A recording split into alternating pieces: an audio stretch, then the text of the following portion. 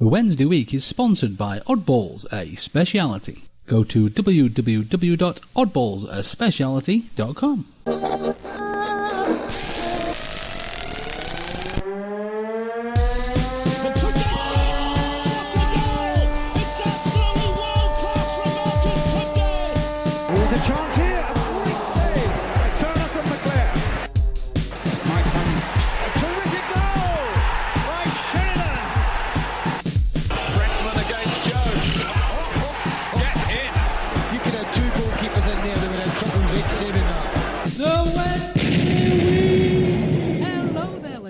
And a very warm welcome to the Wednesday week, the Sheffield Wednesday podcast. I'm Lord Hillsborough, and with me on the line, first of all, we have James. Hello there, James, old boy. How the devil are you? Good morning, Lord Hillsborough. Good morning, good evening, Lord Hillsborough. Good. Well, it's a podcast. I've had a couple of beers. You might be able to tell as the show goes on. To be fair, people can listen to podcasts at any time, old boy. It could be morning, evening, or night, and nobody gives an absolute chuff. Now, the other Wednesday weekends are all disappeared for the moment, but we do have an incredibly special guest. Once again, we have Joe Cran, Twitter legend and Yorkshireman in South Africa. Joe, old boy, how the devil are you? How's it going? A special guest is high praise. I think just a normal Wednesday I'll do.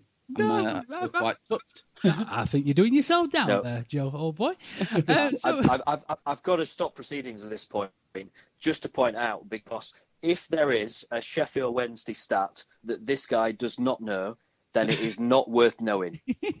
Joe really is the king of facts and figures, and unlike a lot of stato types, they're actually interesting. They're not boring as shit. They're worth knowing.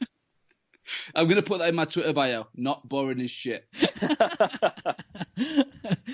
Now, hopefully we will have other Wednesday weekers back on as we're going along. And we are planning on getting people onto the show this evening as well. Obviously, we're in an international break. There's not a huge amount of Wednesday news to discuss. So, yes, we sent a little bit of a tweet out last week, and we're going to have people popping in and popping out. So it has the potential to be a rather interesting or an incredibly dull show, but let's see what happens. Right, so first things first, chaps. Have just a little bit of a going over of what's happening at the moment. Obviously, we've got the pleasure of Joe's company. So, Joe, overall, so far up to now, this season, what are your thoughts on the whole thing that's happening over there at Hillsborough at the moment? It's a bit tough for me because obviously, I mean, I watch as much as I can. Obviously, whenever there's games on TV, I'll watch them and I'll try and stream when I can. But for the most part, I tend to listen on Wednesday Player. It's the only real opportunity I get to listen to the games. And for me, it's more been on the sidelines that I've been paying attention. And for me, it's been difficult. And I'm sure it's the same with a lot of Wednesdayites. Is I don't know how to react when we're spending money. I don't know what's going on. I don't know how to deal with it. Absolutely. And we're spending all this money and we're bringing these players and they're genuinely good footballers. I'm like, this is all it's a new experience for me. I mean, I'm 25, so I mean we've been basically rubbish for my whole life. There was a slim part when I was a kid that we were good. So for me, it's an interesting time, but there's also that little niggle of pessimism that all Wednesdayites seem to be born with. Just going, when's it going to go wrong? What's going to happen? Absolutely.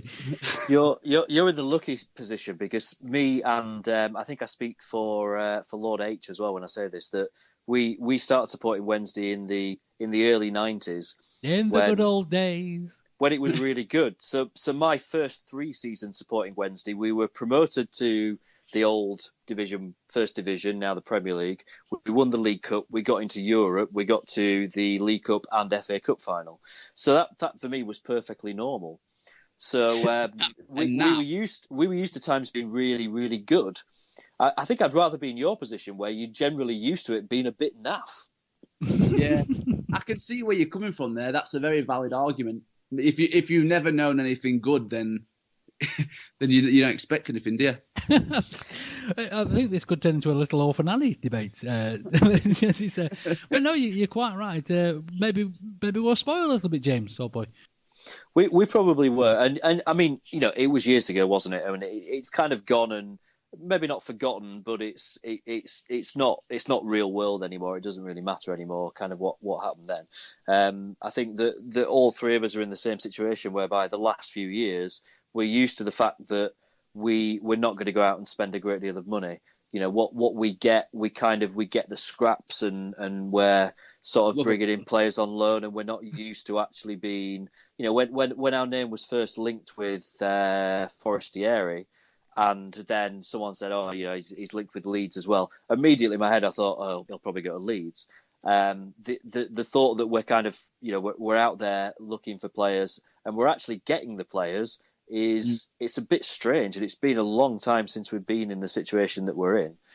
The downside of that, of course, becomes expectation that if we're out there getting players, then we expect to win matches, and so far this season, obviously that's only happened once in the league, and it's not been like amazingly brilliant so far. We've turned in a couple of decent performances here and there, but you mentioned the players that we brought in and stuff.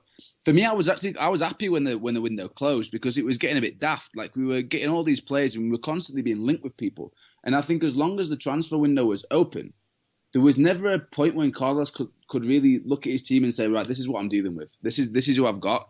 I need to work now. And when the transfer window was open, that wasn't the case, because there was constantly talk of, we're going to bring in another striker, we're going to bring in the 171st centre back. There's been loads of stuff, so I'm quite glad. I mean, I know the loan window's open now, but it's a little bit different. But I'm looking forward to seeing a little bit more of a consistent team. I mean, I know he's going to change because we have got a big squad, but it'd be nice to see a spine of 6, 7, 8 players who we know are going to be there week in, week out. And once he's got that, I think we'll be on the right track. No, absolutely. I think you're right. And again, we keep going back to the mantra of patience, and it's not something Wednesday fans are terribly well known for, really, is it? We're not the most patient bunch. It to not be patient either, because it's been a long time, hasn't it? Absolutely. Right then, chaps. So let's have a little bit of a look at the sort of stark Wednesday news that we have so far this week. James, fire away, Albie. Yeah, I think the big thing this week has been Big Dave fighting back, hasn't it?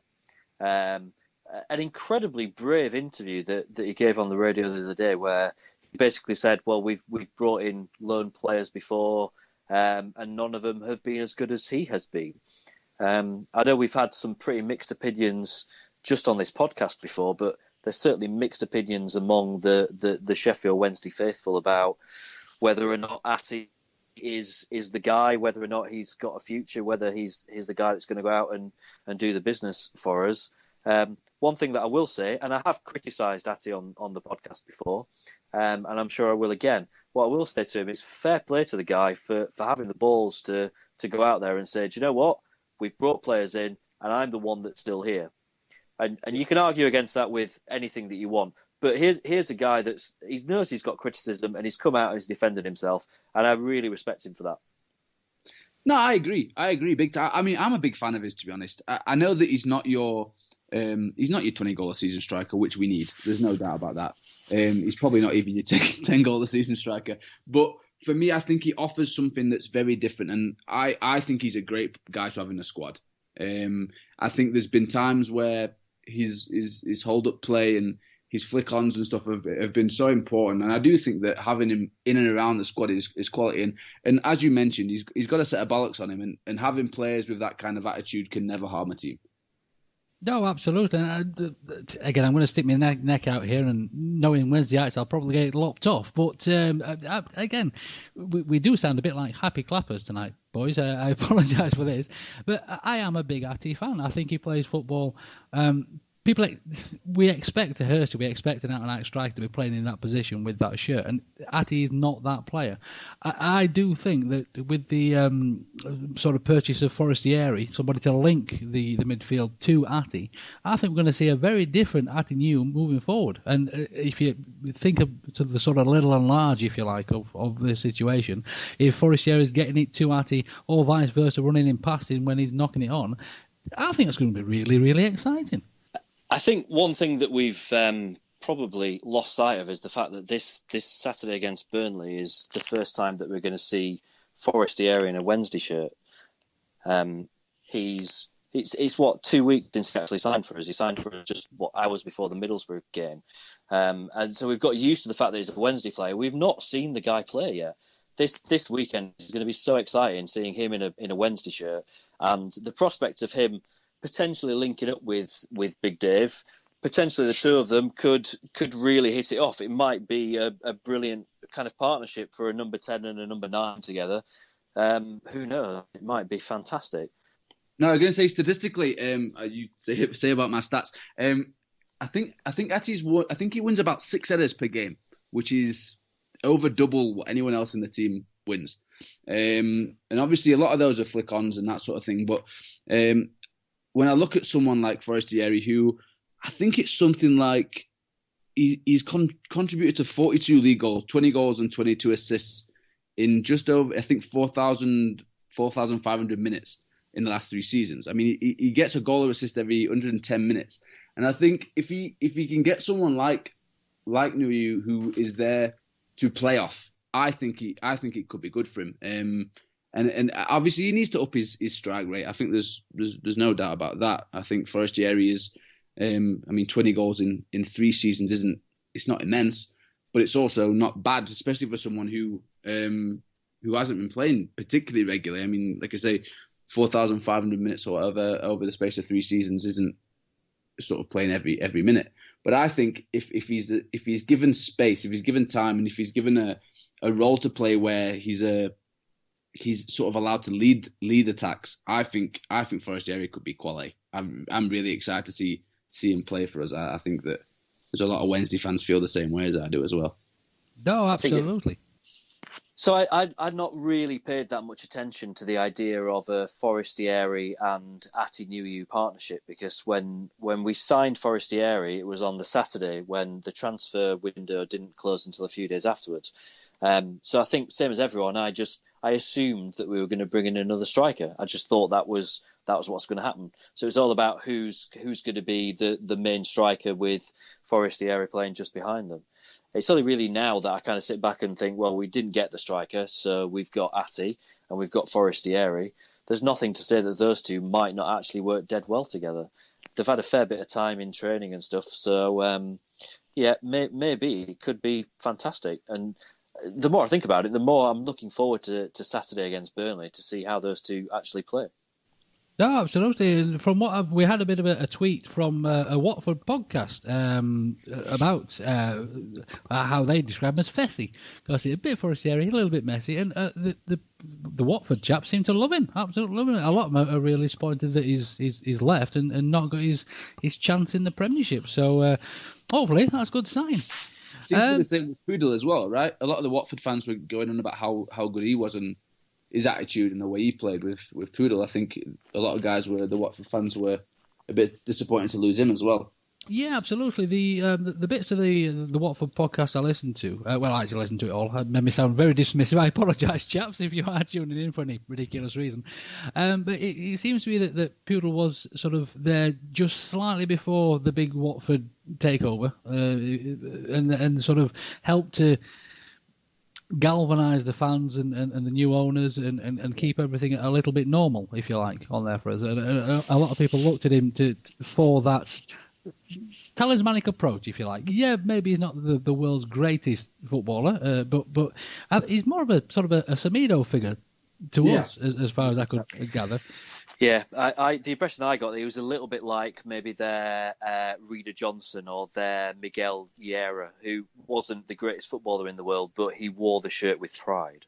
Yeah, no, exactly. Absolutely. But again, those are the kind of players that we do want in the squad. Want people that want scrappers at some point. Yeah, well, it's what Carlos said he wanted as well, isn't it? He said he wanted those kind of players. He said he wanted experienced campaigners to do a job for him this year. Absolutely. And hell, we need a decent left back.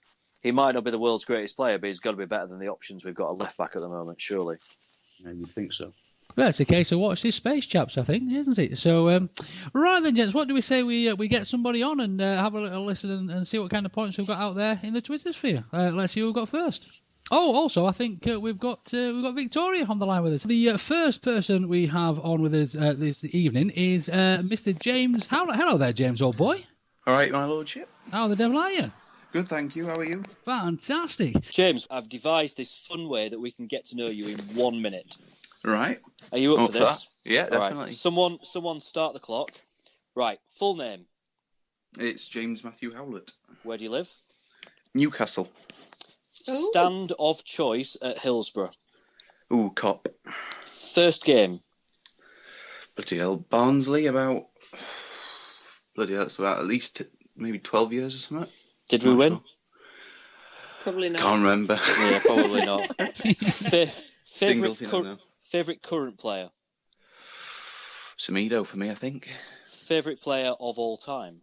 Ooh. Probably Hursty. Yeah. Fair dues. Right, 6 quick fire questions now. You just pick one or the other. So, burger or hot dog? Ooh, burger. Pub or club? Ooh, pub. Lager or real ale? Real ale. Terracing or seating? Seating. I know the answer to this one before I ask it. Hurst or Waddle? Hurst. And the big one, Corrie or EastEnders? Corrie, definitely. You got the right answer. Yay! He beats David Garrido. Well done, James. Very well done. I've learned from Garrido's mistakes. Listened intently. So, a lot of young ladies out there. Then, James, what would you like to share with us this evening? Well, first of all, I'd like to talk a bit about squad rotation because with all these new players that we've been bringing in recently, it's really a bit of a puzzle as to where we're going to put all these new players. So what I'm wondering is for how long are we actually going to keep the squad rotation going? It's a really good point, this. And there's two things in my mind. One is that in the past we've had quite thin squads. Yeah. And at this stage of the season, you just start thinking, if you get a couple of injuries, what are we going to do? So at least this, for once, we don't need to worry about that. Yeah. The other thing is it squad rotation with Carlos, or is it just that he wants to have enough choices to be able to pick the best team that he thinks is going to win the match that's in front of us? Yeah, definitely. And I think the fact that now with sort of... This is a bit of a weird situation for all of us when you think about it, because in my lifetime, I've never seen Wednesday splash so much cash. Was it 9 million in the end? More than that, I think. Yeah. Joe will know the answer to this because he is the stat man. I think it was 9 million in transfers, not including the loan fees. Yeah. But even in the loan market now, with it reopening, you don't even know what we've got lined up at the minute. I mean, if we were prepared to spend 1.5 million on Hooper, then it just makes you think, who else have we got lined up? You know, which other strikers? For me, I could see us signing the likes of Kenwyn on loan from Cardiff, because you know what he did with, Kenwyn's I like Kenwyn Jones, quite frankly. He's one of those sort of players who you think, you put him in your squad, he's bound to at least set up some goals, if not get a hatful himself. Didn't he equal Dooley's record at that point when he was playing for us? Was it 7 in 7 he got? 7 in 7, but do you think he's one of those sort of players who doesn't really seem to sort of drop off with the sort of number of goals that he scores? I mean, even one striker, I think. That's all we need, isn't it? Yeah, just the one. I think we've only really got the choice of bringing one in with our loan situation. If you look Definitely. at our squad and who's likely to be in the matchday squad, you've got Michael Turner on loan and you've got Vincent Sasso on loan. Now, really, we're only ever going to need one of those in the squad. Yeah. So that frees up one more kind of loan position, and that would have to be a striker. But you've got to use it wisely, I think, at this stage of the season, because it's a good however many months until January. Is it 4 months till January before we can go out and spend money? I thought what was really interesting today was Carlos, when he was interviewed, that he seemed to kind of almost hint that he's not really bothered about bringing anyone in on loan, and he's going to go it with what he's got. It's since Newhugh. That's what it is. Newhugh's shut him down. Since Big Dave fought back yesterday. You're not going to argue with him, are you? If Big Dave says that you're not bringing any more players, then you're not bringing any more players. I sort of hate to mention him, but or hate to mention them, but Rob stated at BBC Radio Sheffield yesterday, made the most wonderful analogy that I've ever heard, which is Big Dave is basically a Bond baddie. His voice, his hair, everything about him, he is just a Bond baddie, isn't he? So watch Game of Thrones, the series? Yeah. Yes, I know what you're going to say. He's her first husband. the one who got killed. He looks Yes. exactly like It really does. It really does. And he's built in the same way, isn't he? He's just Exactly, big. You're not going to if Big Dave says, "Look, you're going to play me," then you're just going to say, "Yep, all right, you're the striker." I'm not going to argue with you. Honestly, though, with Nahiu, you could give us some metal teeth, and he could actually play Jaws. You were saying about the squad rotation. For me, like this is where Carlos has got to shine. I mean, when you've got a squad of this many players of this, like you say, we haven't had a squad this talented in a long time.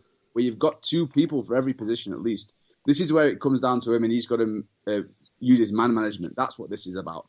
If he doesn't manage the guys properly, then we are going to have problems. I have no doubt. But when you've got a squad that's as big as we've got, you've and the squad churn that we've had over the last few months, how long is reasonable to allow him to get to know the squad, to get to know who's going to work in what position, to get to know what kind of player he needs for what kind of game? Do you think that the end of the international break and the games that we've had is the point now where we say, right, there's no more excuses, or does he need more time?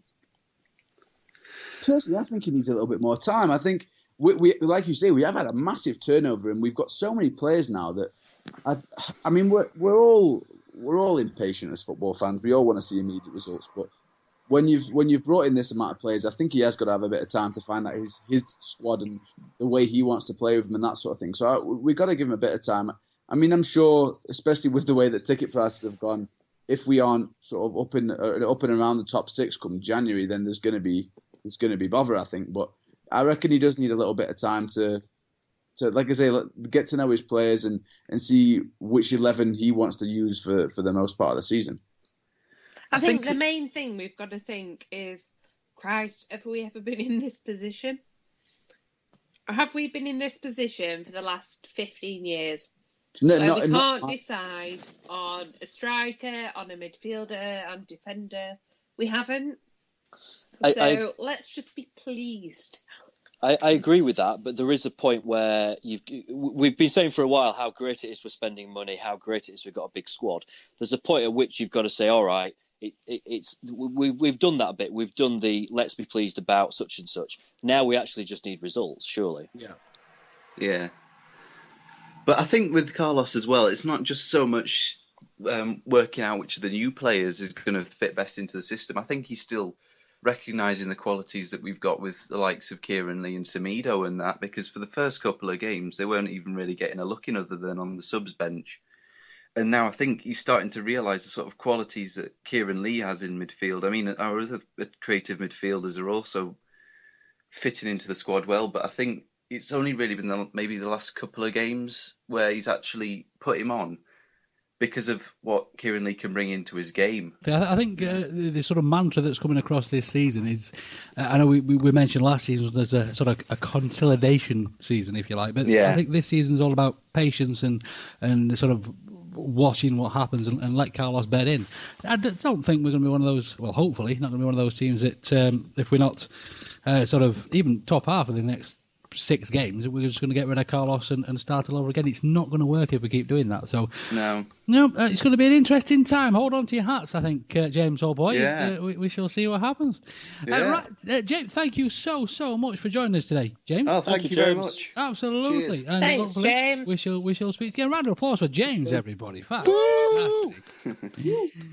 Right, and there goes James. Some pretty valid points, I think, there, chaps, and nice to have him on. Seems like a cracking chap. Next on the horn with us, we have Mr. Scott Horn. Hi there, Scott, old boy. Hi there. How the devil are you this evening, chap? I'm doing well. I've had a 24-hour wait, so I feel a bit better now. So. Oh, we're so sorry. I would like to apologise for that, Scott, old boy. We had rather awful technical problems. Needless to say, Jeeves is walking in a very odd way today due to his punishment. So yeah, that's a weird punishment, but go ahead. Well, what can I say? I'm an overexcitable chap. So, first of all, Scott, I hope you don't mind, but James has got a little getting to know you quiz. So, this will take 1 minute maximum. Let's put 1 minute on the clock. Are you ready to go, Scott? I am. Right, Scott. Full name. Scott Michael Horn. Where do you live? At the moment, Potter's Cross. The Oh, stand. that's near me. Hi, Scott. Aye. Victoria, you're eating seconds. Sorry. Stand of choice at Hillsborough. Cop. First game. 1993 against Arsenal, we lost 1-0. Current favourite player.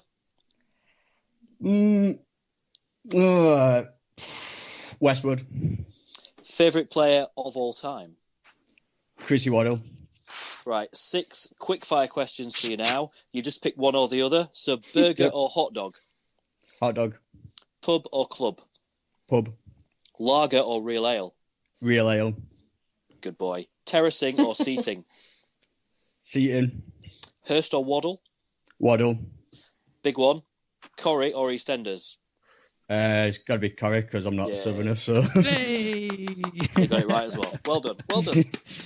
Well, that's your passport onto the show, Scott. Otherwise, we'd just hang up on you, quite simply, if a lot of those answers weren't correct. So welcome, old boy. And what would you like to share with us this evening?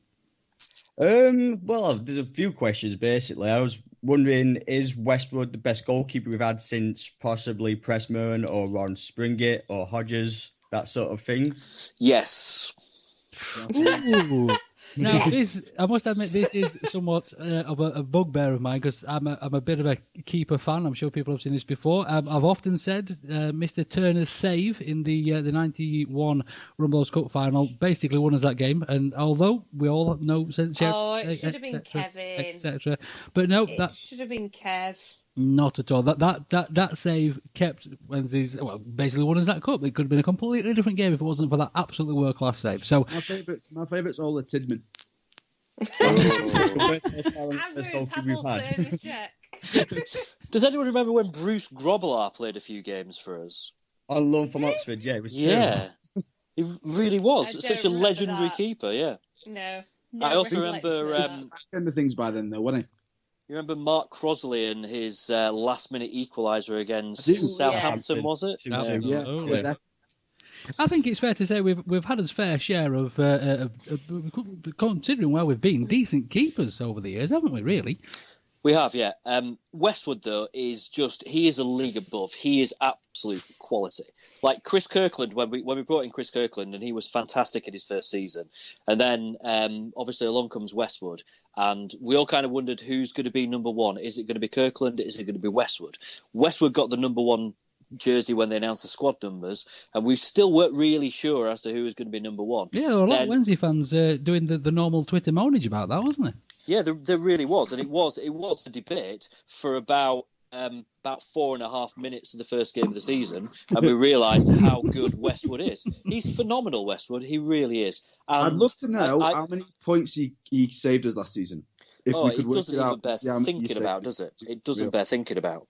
Yeah. But when you think about, and I know that you Can't do that. Lord, you talk a lot about Chris Turner's save in '91, and that's true. It was a fantastic save, but the quality of football now is so much better than it was then, and a goalkeeper's got so much more to do I honestly think than you did in the early '90s. The quality of football might be better, but the quality of goalkeeping has actually deteriorated. Do you think? Absolutely, yes. If you look at goalkeepers from the 90s, etc., etc., etc., when the goalkeeper, you'll see it even in black and white as well. When goalkeepers are diving for the ball, both arms outstretched, quite often, when I were a lad, keepers would catch the ball even when diving. The whole point of being a goalkeeper was to hold the ball. Now keepers are taught to parry and get rid of it, and that's why you see so many goals coming in off the keeper. That's why strikers are trained to run in after the ball, and there weren't way back when. Yeah, but blame the coach for that. All I think about when I was quite young, growing up in the 90s, that one of the best goalkeepers at the time was Neville Southall, who was about 42 stone. Yeah. And how he was one of the best goalkeepers in the country, I have no idea. He was massive. Well, Do you know, I think another thing is with the balls as well. It is a lot more difficult to catch these balls than it was older ones. Oh no, absolutely, quite right. Yeah, you are right with that, Joe. Absolutely, oh boy. While we're on the subject of goalkeepers, let's raise this subject. I thought you were going to say while we're on the subject of balls, then, oh boy. we'll save that one for later. While we're on the subject of goalkeepers, there's been a bit of a Twitter campaign started this week with regards to Kevin Pressman, because he played for us for, was it 13 years, but never had a testimonial. And I didn't realise this. I'd never thought about it. Someone has realised this week and has started this petition online to get him a testimonial game. He was he was a club legend. He was a great servant to the club, famous probably mostly for the fastest ever sending off in the Football League that he achieved in our first game after relegation from the Premier League, something like that. Anyway, yeah, it was against Wolves, 13 seconds. And that's quite an achievement for a goalkeeper. That's some achievement, 13 seconds. So yeah, what do people reckon? Pressman, does he deserve a testimonial? Definitely. Absolutely, I couldn't agree more. I mean, certainly we've all been through the ticket price nonsense earlier on this season, and obviously everybody's got their own views on that. But I can't see why people wouldn't be happy to go to the match and obviously get that testimonial sorted for him. The thing is, these days, is it something that it would be expected to be given to charity and all that kind of nonsense? I don't know. I think you could probably split it, couldn't you? Surely. Absolutely. I'm not trying to say that Pressman's in need of the money. Please don't think that. I'm sure he's more than taken care of. It is more of the respect angle of the whole thing, isn't it? Really? I think that the meaning of a testimonial has changed these days. I think it always, like before, it was one last paycheck, wasn't it? That was what it used to be before, but now I don't. You used to buy your pub with it, didn't you? Yeah, exactly. I mean, for me, my 2 cents. I mean, I started watching Wednesday. I went to my first game in the mid-90s, and Pressman was there for probably the first 8 or 9 years of my life. Going to Wednesday games, it was always Pressman. And I mean, I think he's had that effect on a lot of people in my generation. I mean, if you think of a Sheffield Wednesday goalkeeper, you think of Kevin Pressman. I mean, regardless of the other good keepers we've had, if someone was to tell you to pick the first one that came to mind, I think for a lot of us it would be Pressman. And I think that I as you said before, I suppose I wasn't old enough to really take notice of the fact that he never got a testimonial. But in hindsight, it's a bit shit, really. He definitely should have had one. Absolutely. Couldn't agree more. Right then. So, Scott, old chap, any more bits for us? Yes, just do we need the 4-4-2? Because obviously Hunt playing as a right wing back or right forward or whatever you want to call it. Do we need him there? Whatever he wants to be honest. So if we can obviously Joe and Fostieri playing up front and then Hunt just wandering around them. It's like when you throw a ball at a dog and he doesn't run back. That's what he sort of reminds me of. That's such a good analogy. That's so true. That's so true. I think we should never mind a petition to get Pressman a testimonial. We should have a petition to get Scott on Wednesday play. That's the best commentary I've heard ever. I don't think they'll allow my way of speaking, shall I say. Slightly colourful way of phrasing things. Yeah, it's extremely Yorkshire. So. Right, where I stand on formation is, for me, and I'm probably a bit of an outspoken voice on this, I'm just not a fan of 4-4-2. I think that games are won and lost in midfield in this league. And if you don't play if you've got 4 outstanding midfielders, then you can probably get away with playing 4 midfielders. Otherwise, I think you have to play 5. Because if you lose it in midfield, you will lose the game. Simple as that. For me, it's more a question of whether you play 4-5-1 or whether you play 3-5-2. And I think with the quality of centre halves that we've got, and in Jack Hunt's defence here, the quality of potential wing backs that we've got, we could play 3-5-2. Jack Hunt would make a brilliant wing back. He really, really would. I think Hunt's completed nearly double the amount of dribbles than any other player in the Wednesday team. Wow. Well, that. He's a wing back, isn't he? He's not a fullback. He's not a pure defender. At the moment we're probably playing him slightly out of position by playing him as a fullback because it's going to frustrate him. He likes to get forward. So for me, it's and I know I probably am a lone voice on this because among Wednesday fans, 4-4-2 does seem to be a popular formation. But I just don't see why when you've got Lees, Louvens, and now Michael Turner, why we're not playing 3 centre halves and playing 3-5-2. There's a guy called Stuart Baxter who was the head coach of Kaiser Chiefs here. He was here for 3 years before he just left recently. I did an interview with him when he first came here, and I said to him, when you select your team and stuff, did you come with your idea of the formation you want to play and make the guys fit to that? And he said, no, well, what he did was he came and he looked at the players that were available and built his formation around what's there. And I think that's a nice way of doing things. If you look at what is available, and like you say, if you do in a situation where 3 fullbacks and then wingbacks works, then why not? No, you're quite right. Very akin to an artist looking at a piece of marble and seeing what he's going to carve before he actually starts carving it on there for us. Yeah, no, you're quite right, old chap, absolutely. If Carlos works that way, maybe. If you think he's a bit more of a sort of a hard hitting, you'll do what you're told type. Possibly. We've yet to see it, haven't we? Right then, Scott, thank you so much for joining us this evening. No problem. It's been an absolute pleasure to have you. Can I just give a last-minute shout-out to Danny Hall?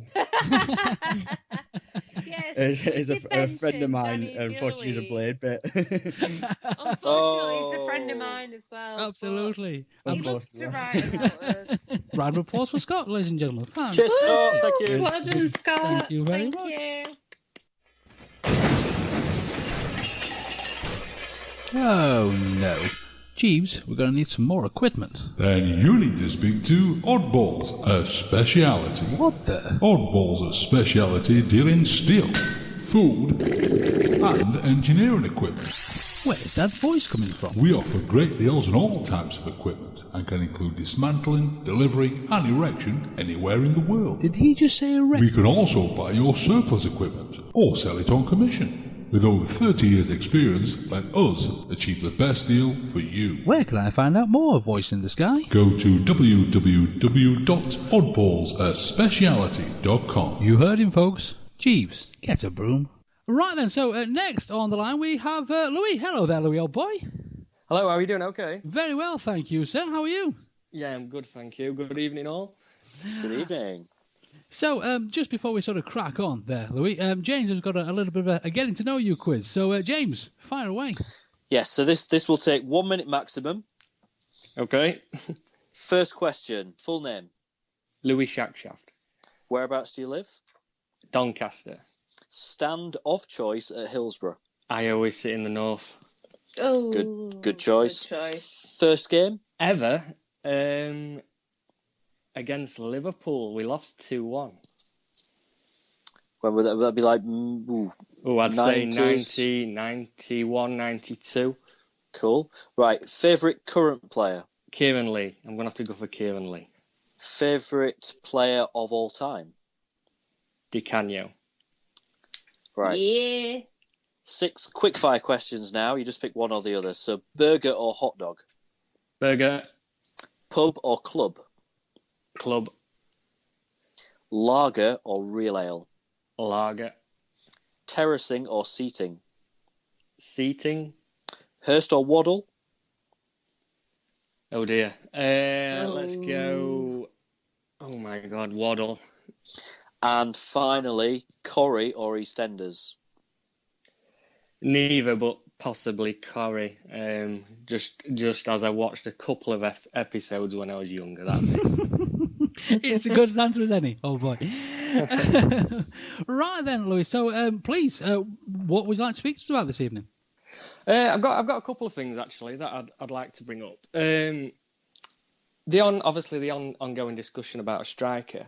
Whether we bring one in or not, I don't know. But basically, I was thinking whether we get Hooper. Obviously, the loan window's open. Whether we do that, I don't know. But I noticed something recently where there was free agent listings that had come out.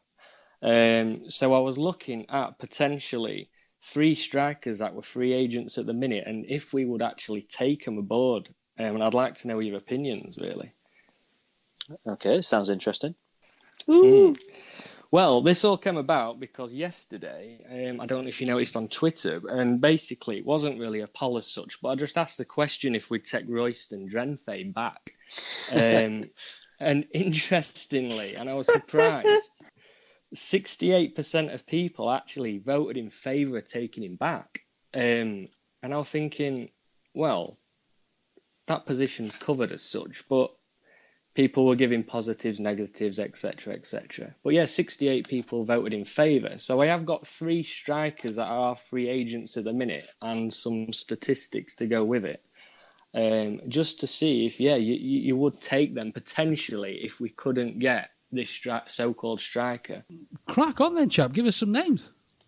Firstly, I've got the first name what's come about is Carlton Cole. Now, bit of a strange one, but I wondered if he'd do the job if we couldn't get anyone else up front. Now, his statistics show, obviously he's been at West Ham a long time. He's played 259 games for West Ham and he's contributed to 57 goals. So you're looking at 1 in 5 as such.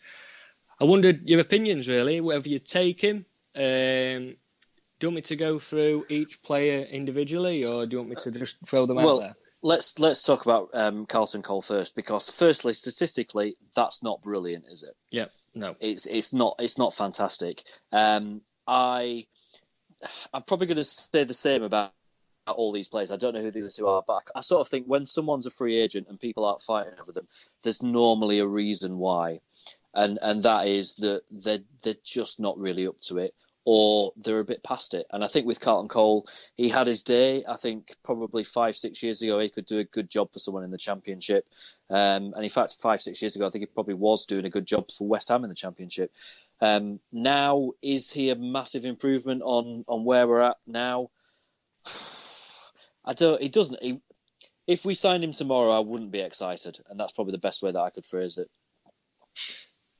Yeah, okay, I agree, to be honest. I believe I agree with that one. Carlton Cole, a bit of a shot in the dark. And there's another one I believe that you're not going to be interested in, but he's a free agent also. Next one, Shola Amiobi. What are your thoughts? He's a slightly different kind of striker, isn't he? He is. Carlton Cole is a striker who just doesn't score many goals. Shola Amiobi is a little bit more of a creative player and maybe not so much of a number 9 player as such. The other thing is they're not going to come cheap either. I mean, yes, we'll be getting them for free, but these boys have been playing in the Premier League and stuff. They're not going to be on shitty wages. So is it worth paying what they're going to be wanting for a player that we, like you say, we're not really sure on? Yeah, great point. I'm glad you mentioned wages, because the next guy, I think this might raise a few eyebrows, but he's got the best goal scoring record, even though it's up in Scotland. But I've got Georgios Samaras, and he has scored 57 in 171 for Celtic. So call it just over 1 in 3. And again, it's the Scottish Premier League, slightly different. But I reckon I could score 40 goals in the Scottish Premier League. I reckon my dog could score 40 goals in the Scottish Premier League. Out of the 3, do you think he would be the best possibility if we were to take anyone as a free agent? Statistically, yes. You look at someone like Kevin Nolan at the moment, who's a free agent, and I would imagine there are quite a few clubs at the moment who are fighting to get him in, and he's got quite a few options available to him. If a player is a free agent and doesn't have options and is out there looking for a club, then there's probably a reason why. Yeah, there's enough clubs these days for someone to be after him. If that's not the case, then, like you say, you've got to take a look at it, really. Absolutely. Yeah, so I think we're probably better off sticking with you.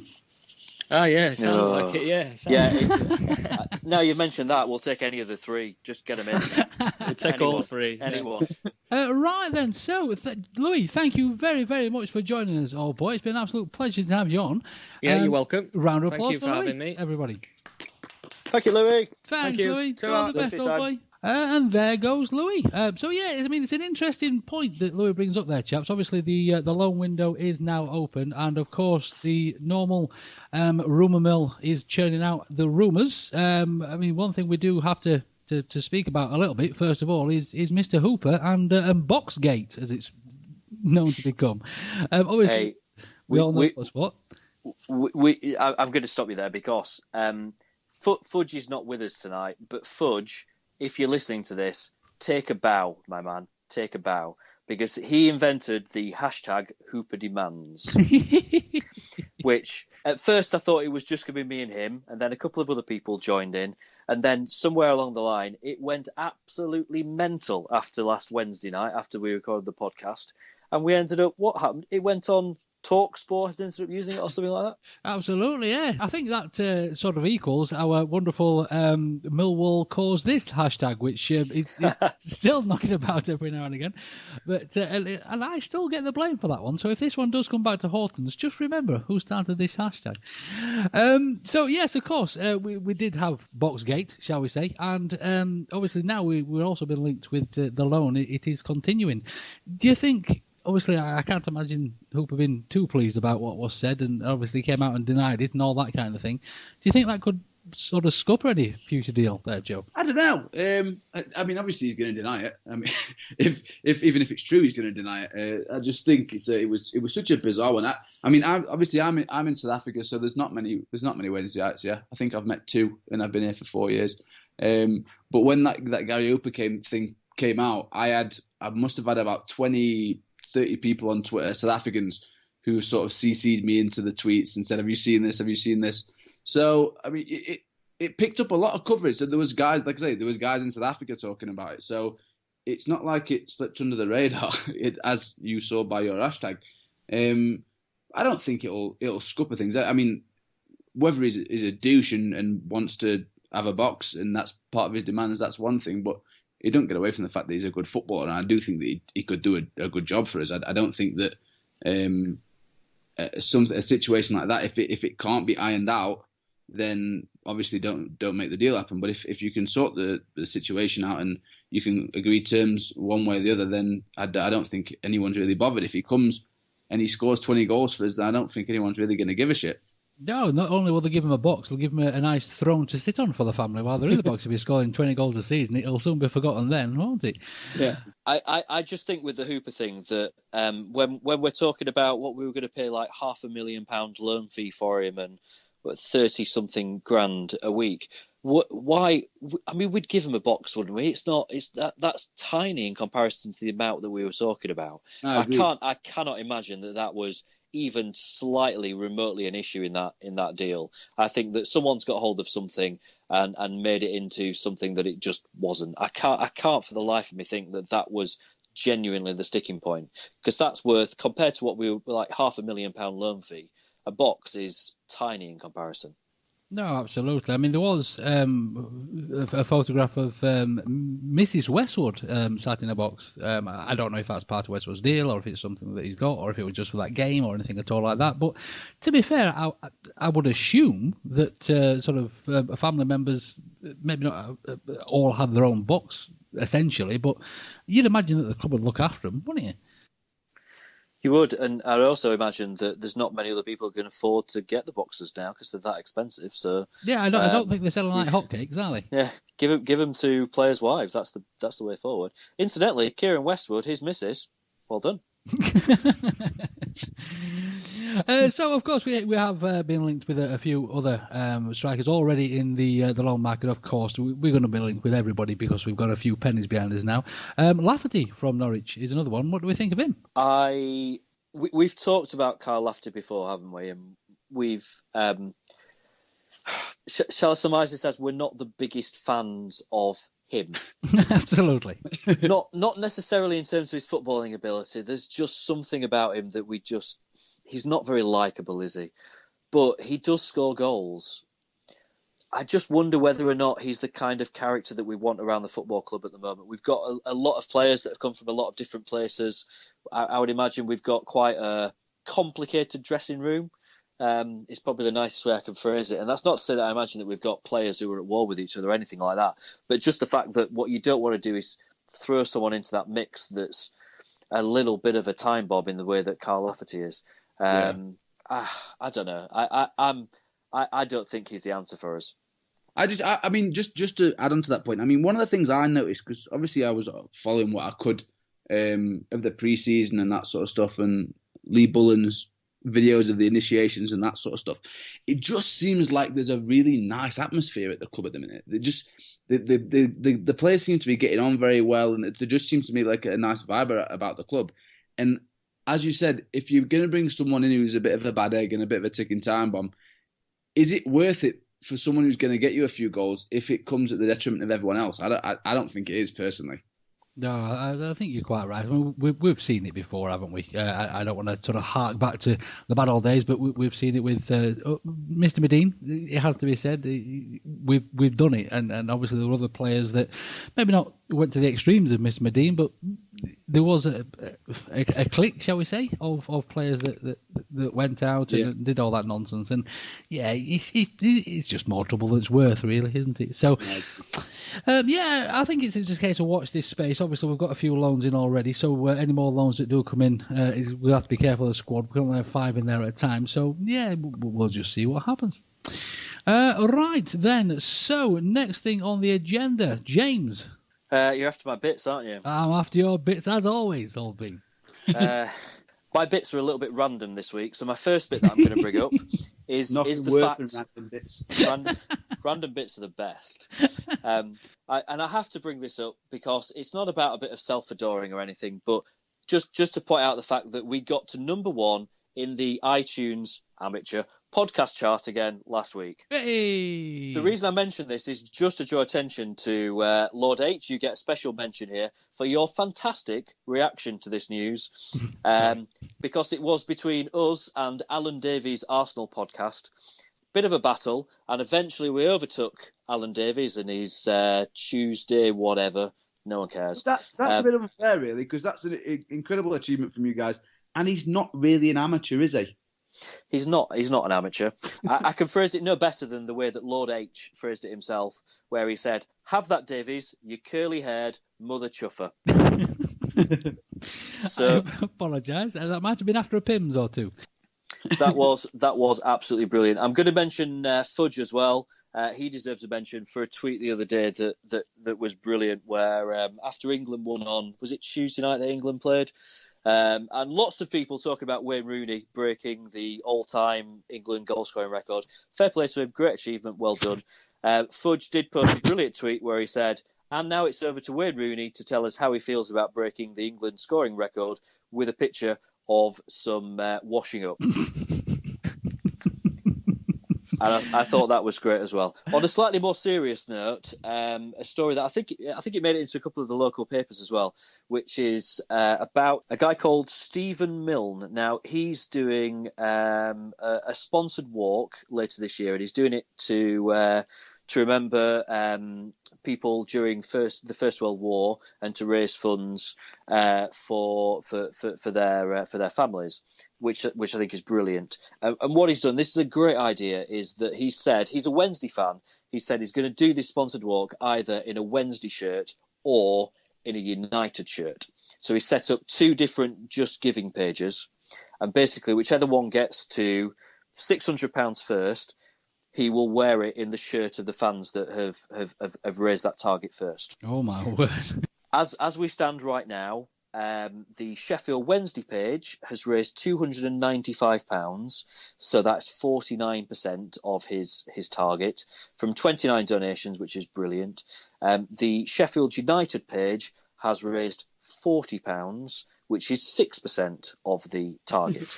Now, obviously, it's a great cause, so I would love both of them to reach £600, but I would just point out the fact that we are winning that one by a mile. Obviously. Bigger, better. Absolutely. And fair play to the chap as well. Let's hope, obviously, A, he's raising a lot of money, B, he's doing it in a decent shirt. Good Lord, poor old fella. And, no, but absolutely brilliant. Fantastic.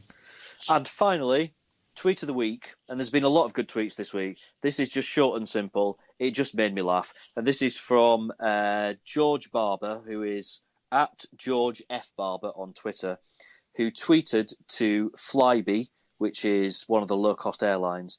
And his tweet just said, "Hi, are there any one-way flights to Wales for my mate? His name is Royce Wiggins." The Wednesday Week is proud to be associated with Cavendish Cancer Care. Cavendish is a Sheffield charity dedicated to improving the quality of life for people living with cancer. No one should face cancer alone, so Cavendish provides emotional support through counselling and complementary therapies. The services they provide are free of charge and are funded through donations. If you can help or would like to find out more information, you can go to www.cavcare.org.uk. That's CAVCARE.org.uk. Right, so if it's okay with you, Joe, we'll just have a little chat about what it's like to be a Wednesday night abroad. We had a very similar chat a while ago now, actually, with Paddy Jones and the New York Owls. But obviously, in these days of the tinterwebs and the social medias and things like that, it's interesting to know if it's much harder to follow the Wednesdays as it would be obviously in the Greenland days, or if it's really like following the Wednesdays if you happen to work on a Saturday and don't get to the games as much. So how do you mainly keep up with the news there, Joe? I mean, for me, Twitter's a big one. I tend to keep up with everything on Twitter. Twitter and the Wednesday website, to be honest. I listen to basically every game that I can anytime. I mean, obviously I've got Wednesday Player on my phone, on my laptop. So anytime I'm by internet, which is most of the time, I'll listen to the game and I'll watch it whenever it's on TV. I think the Leeds game was on TV, so I could see that Matthias beauty. And I think there's probably 4 or 5 games that we'll get to see here. But for the most part, I do just tend to follow online. I mean, you guys have seen my website and the blogs that I do and stuff. So it's nice for me that all the information is available now, and I do my statistical breakdown pieces. So that helps me keep in touch. I mean, yes, I do it for other people, but I also do it for myself. Like it helps me stay in touch because I can't see the guys play, and statistics are the best way of me, I suppose, watching a game, if you know what I mean. Joe, where do you get those stats from? Because I genuinely read a lot of your blogs and I find them really, really interesting. But I kind of think, how do you find out this stuff? I use if you look on the thing, I use a website called whoscored.com. It's all available there. It's just it's free, and I just collate it basically. I put in inverted commas my football knowledge to it, and basically put it all together in a piece that I think will be interesting for people to read, because there is a lot of numbers there. There's a lot of information to take in. So I think for a lot of people, if they look at the website and see these numbers, they think, oh, well, what the bloody hell is that talking about? So I just try and make it a little bit, put it more into layman's terms a little bit. And like I say, it's nice for me because it means that I can keep up to date with what's going on. And I mean, it's been difficult for me in South Africa because, I mean, in South Africa especially, the English football fans here are huge. I mean, your Arsenal, Liverpool, Chelsea, Man United, those sort of teams have got a massive, massive following here. And the English Premier League is on 24 hours a day, basically. And the Championship, not so much. But it's funny whenever people say to me, who do you support? And I'll go, Sheffield Wednesday. And they're like, no, but who's your Premier League team? I'm like, that's not how it works in the UK. Like, we don't pick one and then think, oh, yeah, well, we'll have one in every league. I get a shirt every year, although my home shirt last year didn't arrive. It got sent in October. I'm still waiting. I think there's some random South African walking around in a Wednesday. That's another one recruited to the cause. Brilliant, absolutely fantastic. So, what took you out there in the first place, there, Joe? I came in 2006. Mum and Dad, we came on holiday here, and I fell in love with the place. I thought it's a cracking country, and I said to my mum at the time, I was coming back for the World Cup. She said, yeah, of course you are. You're 16. You think you're playing that far ahead? But I did. So I did my travels. I came here for the World Cup, and I worked for the guys I'm working for now. I did some intern work just for free. And when I finished, he said, look, if you want a job here, then come back. So I was basically had a choice of going to uni to study to be a journalist or go be a journalist. So I thought, well, what's the worst that could happen? I moved to Cape Town, which is a stunning place. And yeah, it just worked out for me. I mean, I've been here for 4 years now, and I've covered a World Cup and 2 African Cup of Nations. So it's not been bad. Not bad for a 25-year-old, if I do say so myself. Absolutely, it's incredible. And what's it genuinely like? Because my landlady is South African. She was born in South Africa, but she's lived here all her life. But her dad still lives in South Africa, so she goes back there quite a lot. And she tells me quite a lot of stories about if you kind of go towards some of the townships and how it's just a different world and how you've got to be aware of so many different things when you're in South Africa. What's it like for you, for someone that's from this part of the world, a fairly sort of humble part of the world, to find yourself somewhere like that? You have to be a lot more switched on here. For instance, when I leave in the car, I have to make sure all the doors are locked. When I get to a traffic light, I have to sort of roll up to the traffic light and check what's around me and check there's not people by the cars and that sort of thing. But I've been here put it this way, I've been here for 4 years. And if South Africa was as bad as everyone is making out, something would have happened to me in 4 years. I spend a lot of my time in and around the townships because obviously football is a black sport here, whereas your cricket and your rugby is more for the white population in sort of the stereotype. So I spend a lot of my time in Soweto and going through to different parts. And like I say, I've had no issues. I think as long as you're vigilant, then you're right. I mean, if you go wandering around parts of Sheffield at the wrong time and you're walking around with a massive ass camera around your throat, then you're gonna get in bother. Like, I mean, it's just the way it is. And I think obviously there's a lot of poverty in South Africa, so it is a place where you've got to be vigilant. But I mean, I stay in a security complex, and that's just how life is here. I mean, I like it. I think it's a great country, and there's great people here. But there's no doubt that you have to be a lot more switched on than you would in Sheffield. I actually brought my missus back. My girlfriend, she's South African. She's from Cape Town. Brought her back to Sheffield for the first time, I think 2 years ago. And we went to Leadmill on a night out. And after we'd finished, I said, "Oh, we'll just walk home," because I live about a 25-minute walk from Leadmill. And she's like, "Are you kidding me?" I'm like, "No, it's fine." Like, we can walk back. It was like 4 a.m. And she couldn't grasp the idea of being able to walk home at night as like in that situation where, I mean, you couldn't do that here. There's no way you could do that here.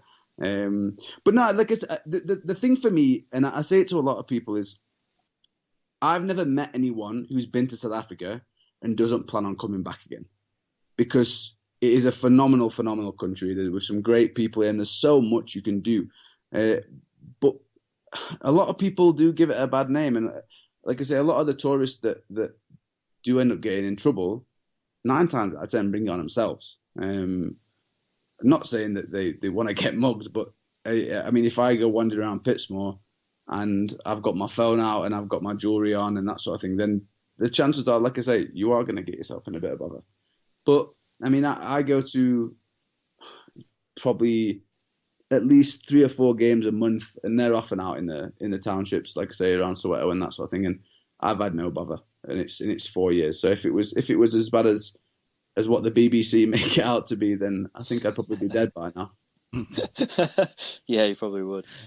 You've sort of half answered this, but I kind of feel I have to ask this because you're on Twitter. You have quite a high profile. You have 30-odd thousand followers on Twitter, and your Twitter profile picture is you in a Wednesday shirt. You're quite proud of the fact that you're a Wednesday fan. What sort of reaction does that get in South Africa? Have people heard of Wednesday? Do people ask you about it? Are people interested in Wednesday? People tend to laugh at me, to be honest. They'll say, like I say, they'll say, "Who do you support?" And I'll say Wednesday, and they'll either go, "Oh, shame," or they'll laugh and ask me who my Premier League team is. But the thing is with Wednesday, if you speak to the older people, so people sort of 25 upwards, more in the 30s upwards, they do remember the Wednesday that you guys were talking about. I mean, the first player that really made an impact on me was Benny Carboni when he was there in the late 90s. But a lot of the guys I speak to here, when I mention Wednesday, they'll be like, "Oh, they used to be good, didn't they?" I'm like, "Yeah, they used to be." Right. But they know people like David Hurst and Chrissy Waddle and those guys. So there is a knowledge of Wednesday, but a lot of people, the younger guys, have no clue. And they'll be like, "Oh, you support Sheffield?" And I'm like, "Please don't say that. There's just no need." Ooh. I'm like, would you say to a Man United fan that they support Manchester? It doesn't work that way. Like, it kills me, and I say it a lot because it really does bug me. It's one of my biggest pet hates. It's like the knowledge of lower league football is very not low, but it's a lot lower than it is of Premier League. So I mean, for me, they can't grasp the idea of me not choosing to support Wednesday. They don't understand the idea that it wasn't a decision that I made. Do you know what I mean? Like I I chose was thrust into the being a Wednesdayite because my dad was a Wednesdayite, my granddad was a Wednesdayite, and here they tend to pick the teams on who's doing well at the time, or it's less about where you come from. And for me, like, that's one of the things I'm so proud of is, and to be honest, English football in general, it's one of the things that I think sets us apart from practically anywhere else in the world, apart from maybe Germany, where guys will support their team, whether you're in the first division or whether you're in the fourth. And that for me is quality. And that's why I make such a point about being a Wednesdayite, because I am very proud of where I come from. And for me, it keeps me grounded. It keeps me at home. And I think Wednesday is one of my only links back. It's only, I mean, I speak to mum and dad and stuff, and they've been over a couple of times. But for me, when I getting a little bit deep now, when I feel a little bit homesick and that, I'll listen to the game, or I'll write a little blog about Wednesday, and it tends to cheer me up because I can sort of go into my zone. I can just pretend like I'm back home in Meersbrook, writing about Wednesday and that sort of thing. So it's nice for me. It's a nice little throwback when I'm feeling like I miss Sheffield a little bit.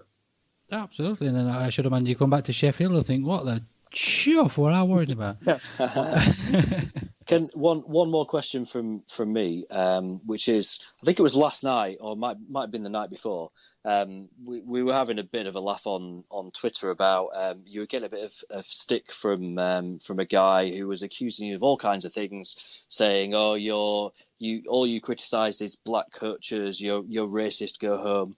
And we laughed about it because it was a guy who didn't have a profile picture, so he was just this faceless egg on Twitter. Do you get that a lot? Is that normal? Yeah, it's part and parcel of it, really. I mean, obviously, South Africa is a very misunderstood place, I think, by a lot of people. People seem to forget that. I mean, just 20 years ago, we were still in apartheid here.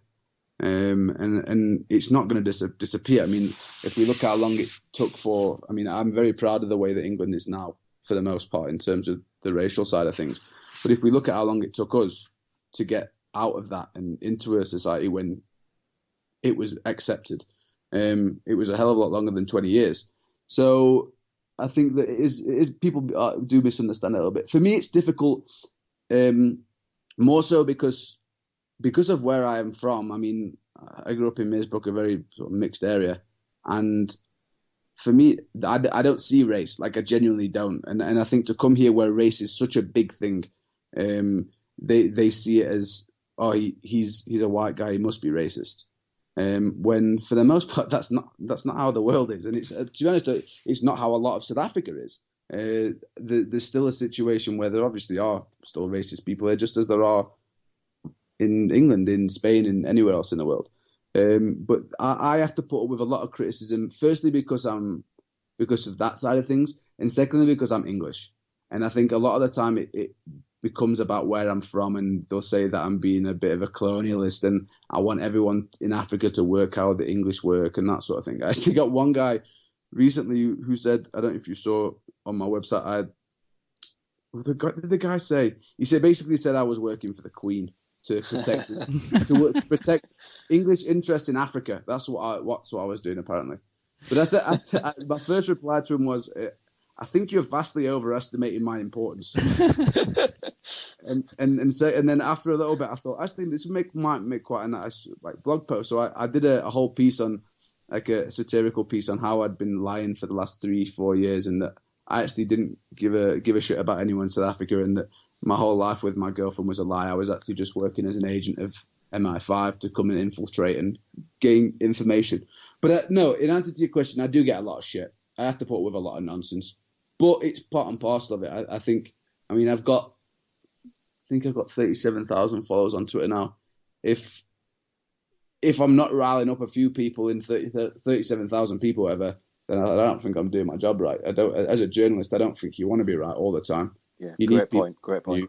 You need people disagreeing with what you're saying and that. I mean, it's funny for me. I get a lot of abuse for the Wednesday thing on Twitter. When Wednesday are winning, no one says shit to me. But then as soon as we go a goal down, they'll be like, have you seen this? So, but I think I've single-handedly, I think I've improved the knowledge of Sheffield Wednesday in South Africa. So Absolutely. Good work. Good work. I don't think it's sort of untrue to say you're doing the Lord's work out there, old boy. Mike, I'm definitely doing the Lord's work. Brilliant. Well, ladies and gentlemen, that'll bring us towards the end of this week's show. First of all, Joe, thank you so much. That was a wonderful way to spend an international break. Thank you so much for joining us, old boy. Thank you, Joe. Pleasure. It's honestly a pleasure. If I ever get a chance to come on with you guys again, then please feel free to give me a buzz. If I've got time, then I'll definitely come on. Oh, we'll make sure of it, old chap. No, it's been absolutely wonderful. Thank you so much. James, first of all, if people want to get all of you over there on the Twitter, where can we find you, old boy? I am at James Marriott. Fantastic. Joe, I'm sure that there's nobody that's listening to this that isn't following you already, but if people do want to find you, where can we find you, old team? You can find me on Twitter it's at YesWeCran, YesWeCran. Fantastic. And if people want to find your wonderful writings, old boy, where can we do that? Yeah, on YesWeCran.co.za. So it's the same as my Twitter name. That's where I stick all my statistical ramblings and that sort of thing. So I like to think it makes a lot of sense, but I'm not sure it always does.